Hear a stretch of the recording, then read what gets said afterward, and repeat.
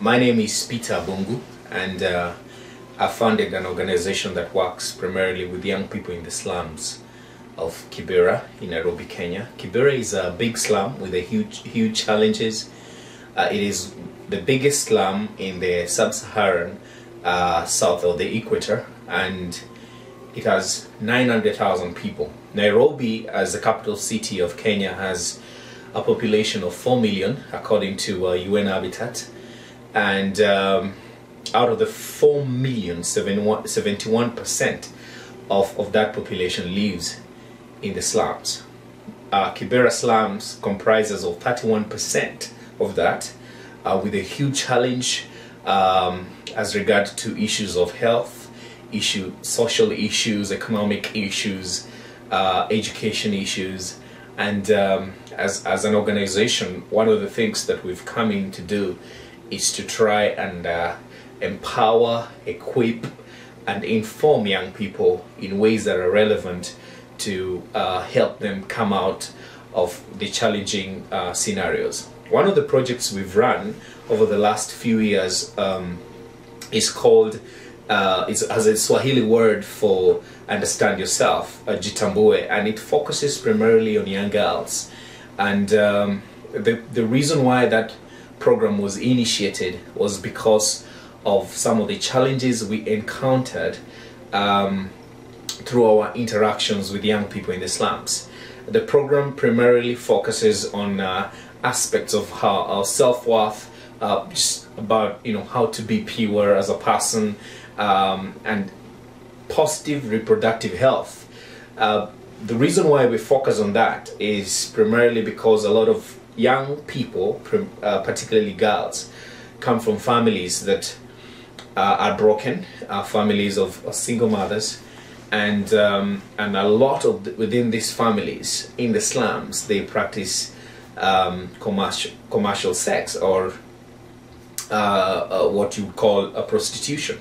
And as such, they have seen that done in a 10 by 10 space, and so when their parents exercise their trade, the kids have to sit outside the door for their parents to make their money. And so if a 13-year-old or a 12-year-old or even a 10-year-old is sitting outside the door, they know exactly what's going on in those homes. And as such, they grow up to think that that's actually how life should be, even though that should not be the case. And so when we go into these places, our core objective is to begin to change the minds of these young people, work with them to begin to give them a different perspective of how they really need to take care of themselves, look after themselves, and value who they are as individuals, to avoid some of the major illnesses or health issues such as HIV/AIDS, sexually transmitted diseases, STIs, and just general rape. So the J project has fundamentally focused on that, and currently we have 287 girls on that program, and it's really been phenomenal to see how that has grown from a group of about 40 girls to about 287, even though we have a huge challenge because we have about 700 girls who would like to come on that program, but it's got to be sustainable. Now, on that particular program, one of the things we've done, we noticed that when girls go into they begin to experience their cycle, one of the challenges is if you come from a family where even to raise enough money to have a single meal in a day is a challenge, the last thing you want to think about is to buy a feminine product for a young girl who is beginning to experience her cycle. So we thought that probably the best thing to do would be to meet that need, which is a very practical need,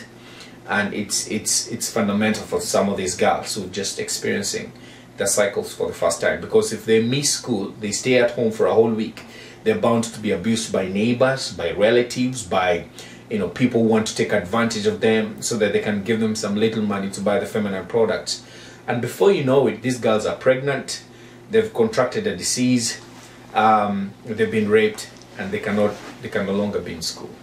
So the J project has been initiated to fundamentally meet some of these needs, but also address them in a very practical manner. So these girls receive feminine products every month, and they in the clubs that we formed in the school, so that they can encourage one another, support one another, and find ways on how